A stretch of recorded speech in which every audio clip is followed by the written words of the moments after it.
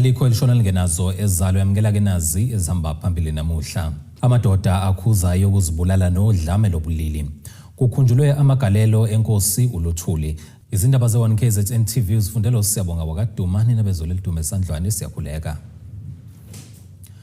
Usihlalo Women's Forum eReinkonyeni uDr Njoko uthi njengoba isihlava sokuzibulala kwamadoda sikhula babone kungcono bebe nomhlangano wokuzododisana. Ekhuluma neziko lezindaba uthi kubalulekile amadoda afunde ukungazivaleli izinto ngaphakathi ngoba ke kungaholela kwizenzo zodlame lwasekhaya kanjalo nokuzibulala. Amadoda ngaphansi kwamasipala eReinkonyeni abamba umbuthano lapho abedodisana khona. Usihlalo Women's Forum eReinkonyeni uthi ziyanda izigameko zokuzibulala kwabantu besilisa kanjalo nodlame lwasekhaya. Ngakho kubalulekile ukuthi amadoda avule izifuba.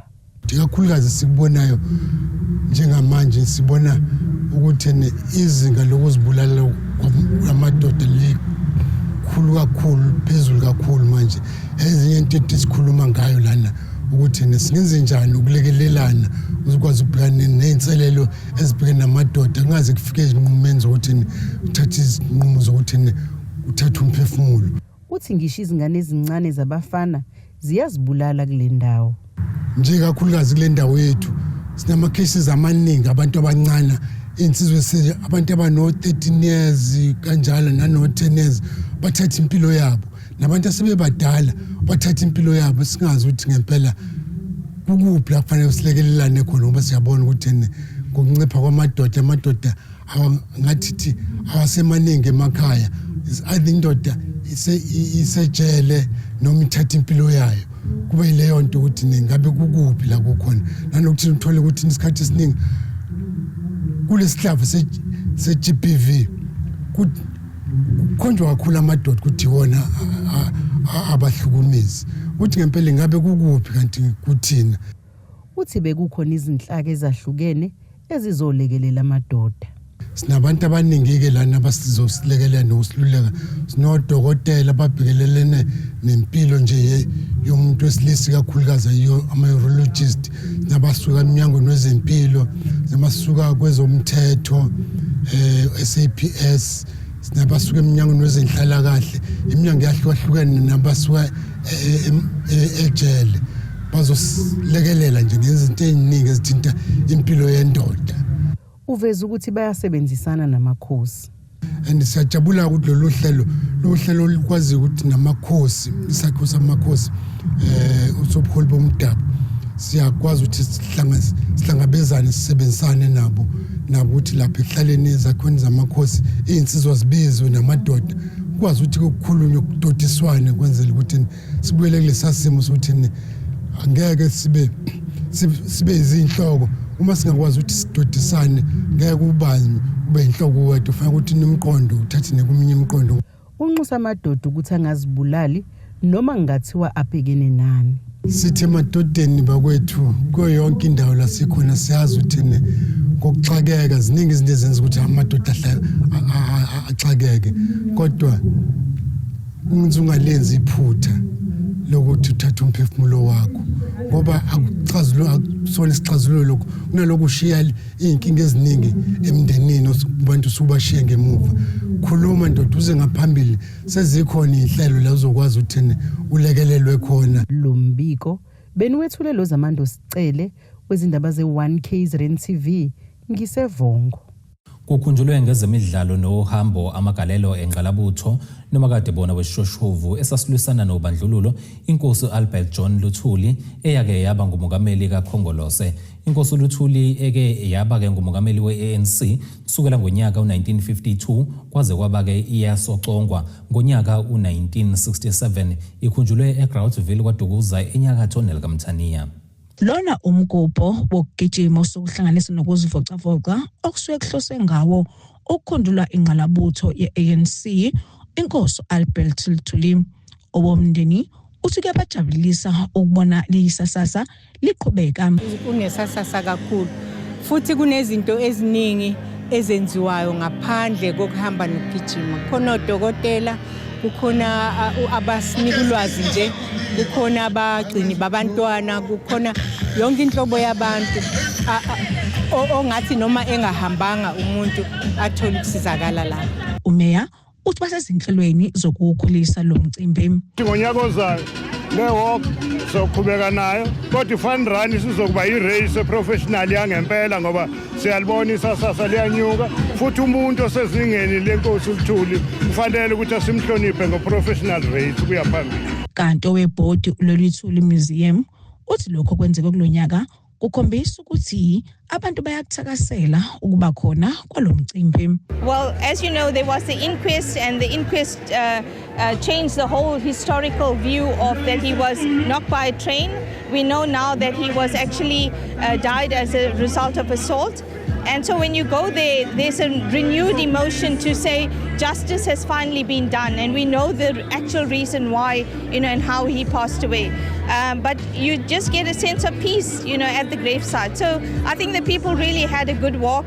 They're here, they're still full of energy. I'm tired, but they are still carrying on, as you can see in the background. Kanti izaguga ebekade ziwalka nazo zithi lokhu kusigcina iphephile futhi kuyabasiza ukuthi nasezifeni baphephe. Ngizizwa ngijabule kakhulu ngoba bengiqala futhi nokuthi ngihambe, bengijabulela ukuthi nje ngifuna ukubona la ukujekwa khona.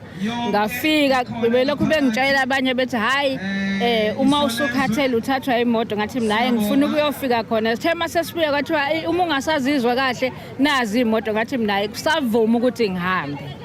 Ngiyabacela nabanye abadala abangangami ukuthi ke bekuthatha ukuthi kuyahanjwa bahambe, na ukuthi futhi bayinikeze ithuba lokuthi bahambe baye emagroundini bayojima, kuyaphileka. Mina kade ngiyisidudla ngingaka, kodwa ngane ngaqala ukujima ngancipha. Kwabanye nabanye oza kwethu nomontanga ethi abangangathi sicela beyithathe le lokhuze lento le njengoba nathi siyenza besijoyine ukuthi nabo bezothola ukuthi kuyaphileka njengezifo zoshukela, ama-BP, amathambo, siyasizakala kakhulu. Lolu suku lanamhlanje injabulo kimina, kuseze kwenziwa anginganaki, kodwa ngesimo sasesontweni okuthiwa masukume sijoyine le ndlela.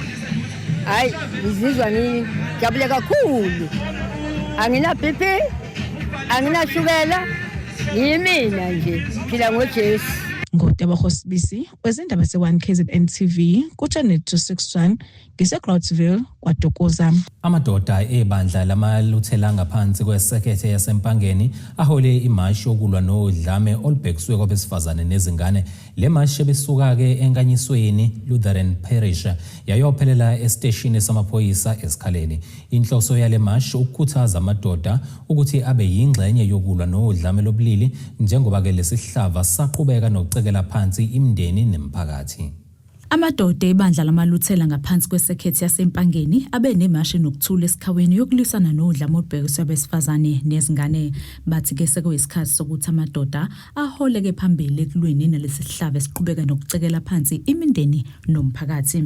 Le mashi ibisuka enkanyisweni Lutheran Parish yaze yophelela ke station samaphoyisa eSikhaleni. Abebambeke iqhaza bephethe izingqombe ezinemiyalezo ephikisana nodlame lobulili, bekhuthaza umphakathi ukuthi ke ume ndawonye ukuvikela abesifazane nezingane nokubika zonke ke izigameko zokuhlukunyezwa. Uhlalo walenhlangano amadoda uBongani Mdletshe uthi amadoda ebandla abahambisane ke nakho konke ukuhlukunyezwa kwabesifazane nezingane, uthi ke bazibophezele kubeni yizwi eliphikisana nodlame nasekukhuthazeni amadoda ukuba ke abe yingxenye yesixazululo. Shisa noma simelana nakho konke ukulisana ngokuhlukunyezwa kwabesifazane kanye nezingane. Sithi njengamadoda ebandla laseluthela akholwayo akume futhi akuphele ukuhlukunyezwa kweingane kanye nabesifazane. Kunezwi elisho kuTimotheyu ukuthi amadoda awakhuleke endaweni zonke, akukhuleke ephakamisile izandla ezingcwele, engenakulaka, engenakuphikisana. Sisho njalo njengamadoda ebandla ezingeni lesekethe sithi phansi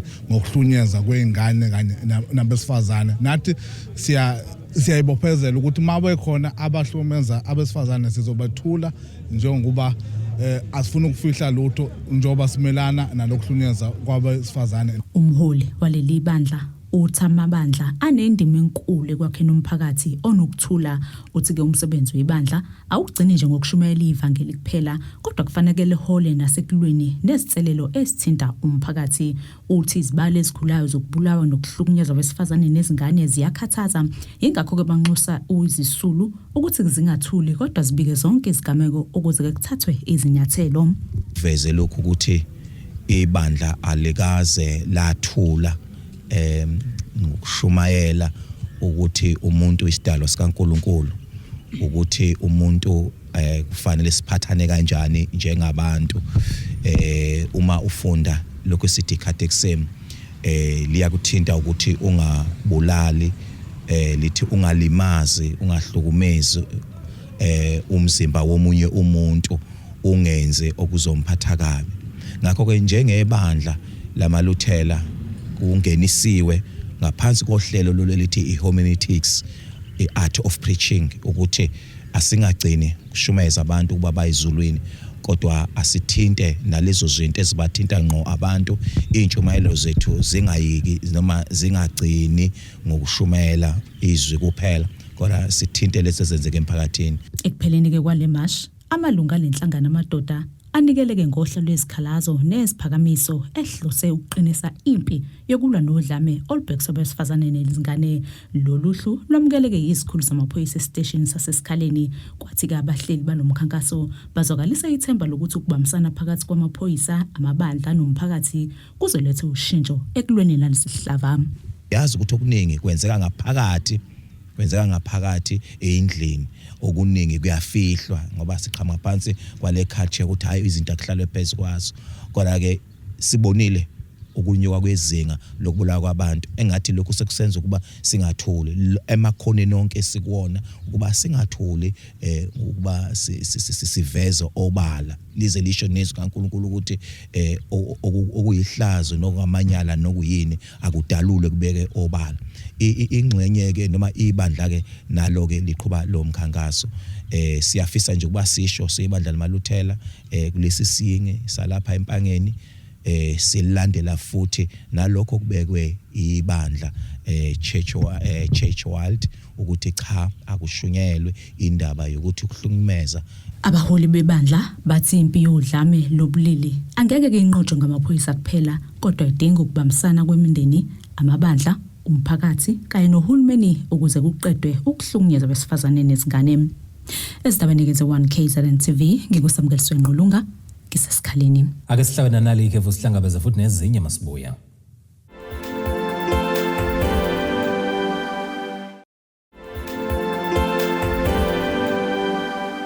Siyakubingelela sekwamukela ukuthi kusanda kubukela izindaba zethu nazi izihloko ezambaphambili namhlanje. Amadoda akhuzayo ukuzibulala nodlame lobulili. Kukhunjulwe amagalelo enkosi uLuthuli. Ithala Development Finance Corporation libungaze iminyaka engama-68 lisebenza ngokuhlanganyela nalabo ababambisene nabo okubalelwa kubo amakhosi, omasipala kanye ke nosomabhizinisi lapho bedingideye khona ngemisebenzi asebeyenzile naleyo abafisa ukuyenzela umphakathi, ikakhulukazi ke ukuthuthukisa osomabhizinisi abasafufusa.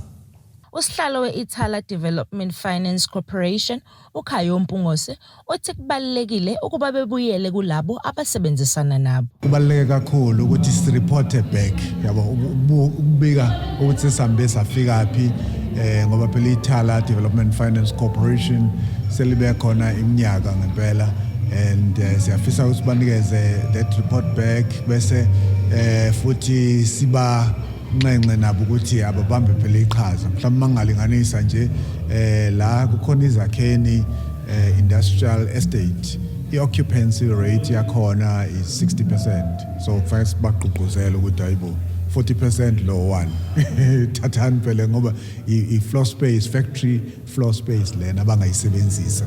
Uphinde wagqugquzela ukuba abantu bebambe iqhaza kwezamabhizinisi. Nokuthi abantu bakithi phela walibambe iqhaza ikakhulukazi ku-manufacturing.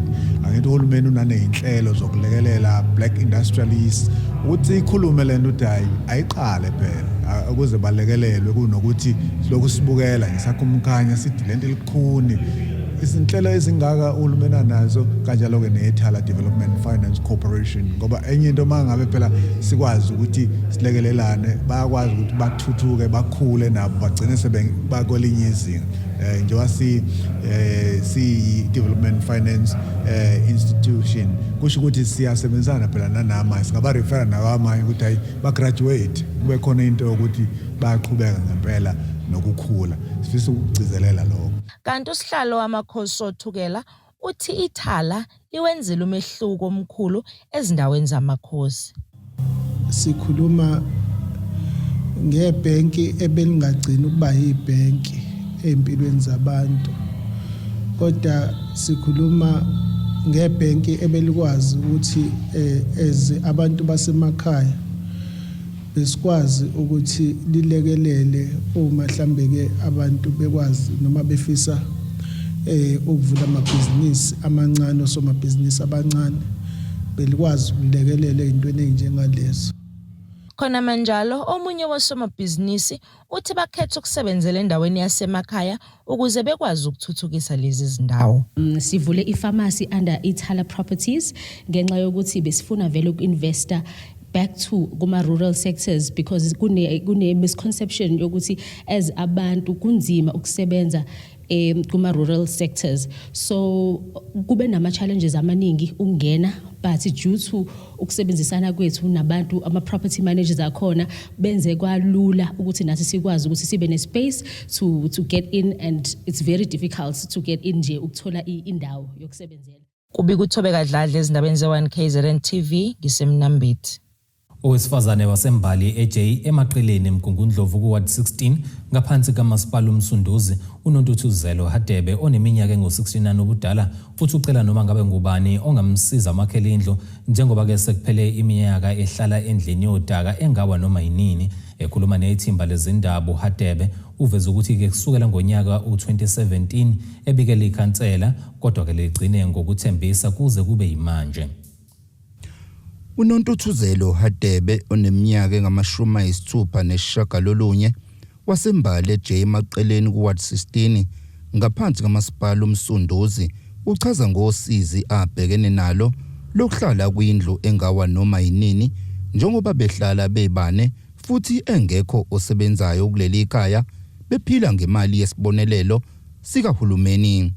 uHadebe unxusa noma ubani ongamzwela amkhiphe kulolu sizi amakhele indlu esesimeni. Nzima abantu abami ngoba ihlala nezingane la, imina, umfana, intombazane nomzukulu uyafunda. Akho umuntu osebenzayo la ekhaya, ipension yami kuphela into esiphila ngayo. Ngade ngangifuna usizo ukukhansela afike abuke athi awuzongisiza ngalizwa noma ubani nosomabhizinisi inkosi yami bangisize ngisizeni abantu abami ngicela usizo ngihluphekile iminyaka nezingane. Echaza udaba lwakhe uHadebe njobe ethi wafika kule ndawo kudala uthi sekukaningi ebikele ikhansela kodwa kugcina ngokuthembisa kwazise kusukela ngonyaka 2017 ecela uxhaso lwendlu. Ngikuthe soka lapho wathi angeke akwazi ngoba manje bazothi abantu yindaba zanginikeza uthayela.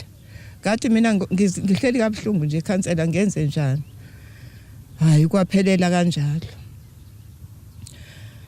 Ngicela usizo kuyena lutho ngiye ku room eholo ngikaze ngathola ngikhulume noThulani khona uThulani osebenza kaMasipala kathowa kaMasipala ngakhuluma naye weza uThulani wafike wayishutha ngithi ko 20 mhlambe 19 kanje wayishutha wahamba.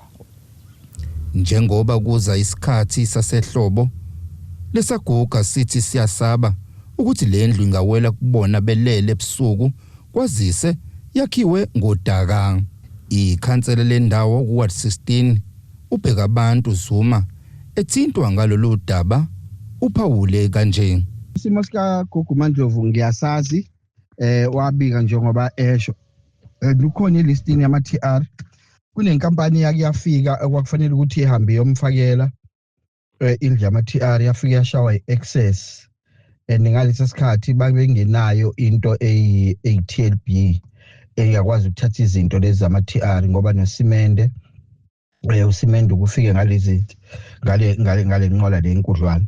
So but ke sisazama ngoba ukhona yena listing yama TR and last time ngifikile ku Gogo Mandlovu offered ngoba khona ama blocks engawafica I offered ukuthi ngingamthengela ama bags awu10 cement uma sebeqalile ukwakha. That was the offer eqhamuka nje kumina personally.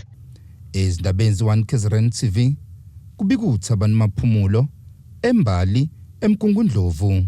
Usomabhizinisi wendawo yaseMazabekweni ngaphansi kwamasipala uJohannes Phumani Phungula unikelele isikole samabanga aphezulu iAmazabeko High ngegilosa kanye nenkomo ukulekelela umatikuletsheni. uSiyanda Miya wenze lo mnikelo uthi njengoba umatikuletsheni uzoqala bakhempe esikoleni ke ngomhla ka1 kuAugust akafuni babulawe indlala.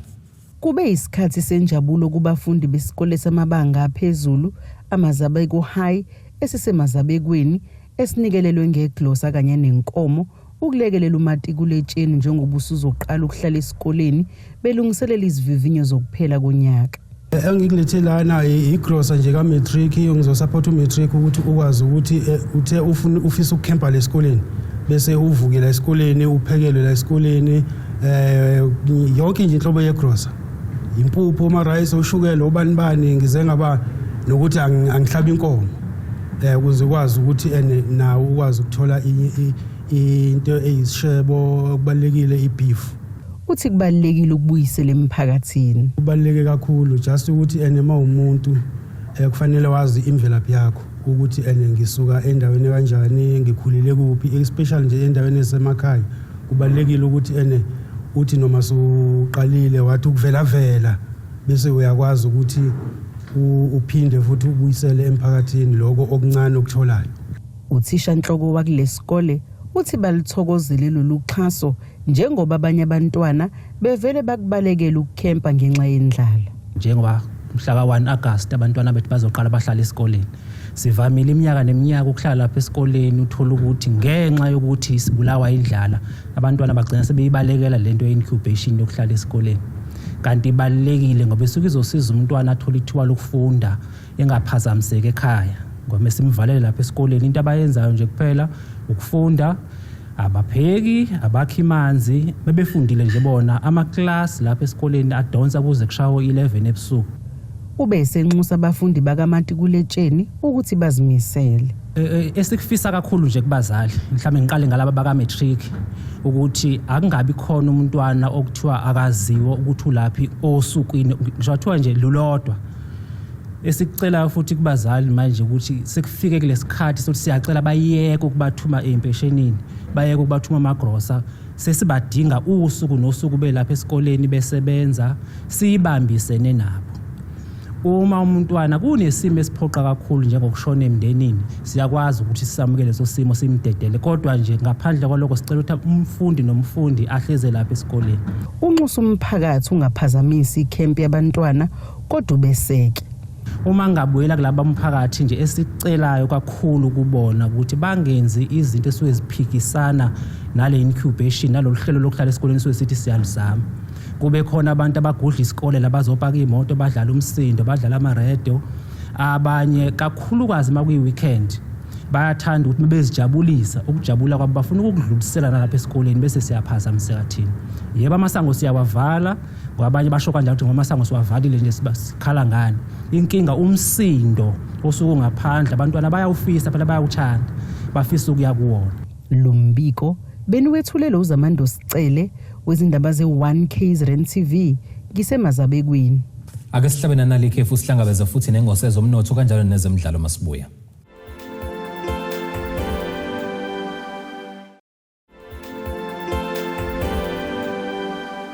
Sekubingelela sekwamukela ukuthi usanda kubukela izindaba zethu uyamukela ke nazi izihloko ezihamba phambili namhlanje.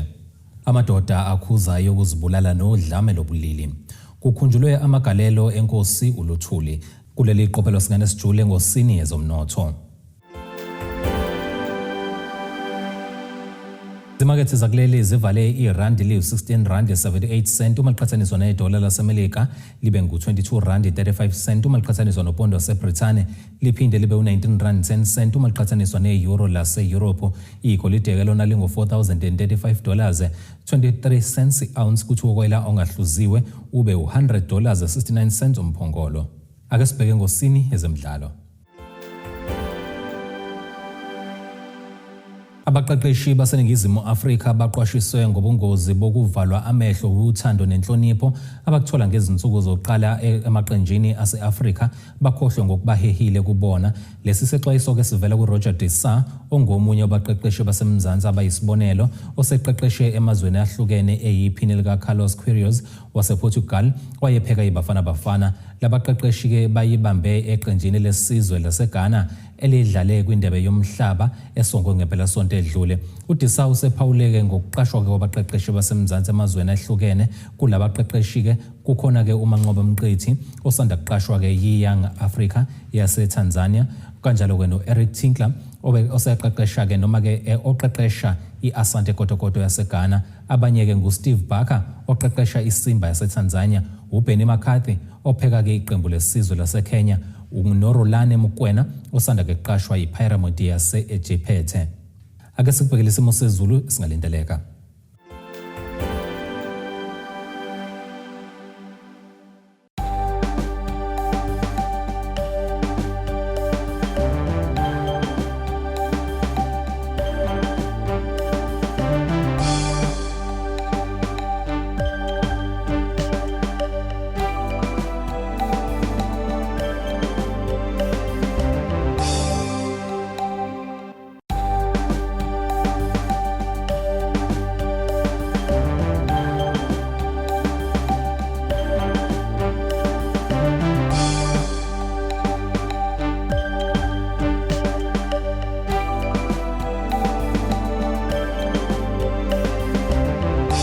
Indlela zimhlophe ziyaguquba seziphethe namhlanje ehlangabezo noma kanjani futhi kusasa ngesikhathi esifanayo. Abethuli bethu bezindaba baxhaswe iTulis Bayview Bridal. Ungabashayela kulezi zinombolo ezivelile.